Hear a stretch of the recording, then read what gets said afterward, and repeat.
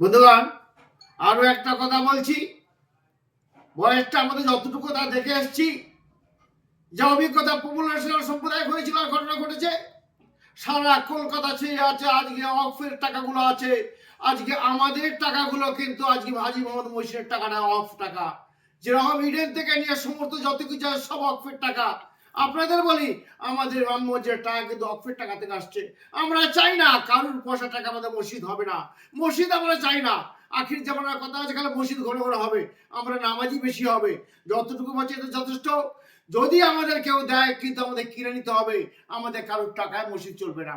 আর সঙ্গে সঙ্গে আমরা বলছি, বর্তমান দিদি অনুসরণ করে দিদির হাত শক্ত করতে আজকে দিদির দৃষ্টি আকর্ষণ করছি। বর্তমানে পাড়া গ্রামে হাহুজুর গুলো যারা আসছে, দেখা যাচ্ছে তারা ফ্যাশন হাজি হয়ে গেছে। তারা দেখা যাচ্ছে বিভিন্ন টাকা বিভিন্ন খাতে চাউল খাচ্ছে। 100% তারা তাই ইউজ। তারা বলছি, তারা দেখা যাবে তারা বিভিন্ন কর্মকাণ্ডে জড়িয়ে আছে, কিন্তু ফ্যাশনে পরিণত হয়ে গেছে। আল্লাহ নবী বলেছে 82% হজ কবুল হবে না, দলিল আমার কাছে আছে। কারা? যারা আমার কাবা জিয়ারত করলো, আমি তার জন্য ওয়াজিব হয়ে যাব। আল্লাহ নবী বলেছে এমন সময় আসবে তাদের হজটা ফ্যাশনে পরিণত হবে, সেই টাইমটা এখনই। অমা আলাইহিল বালাদ।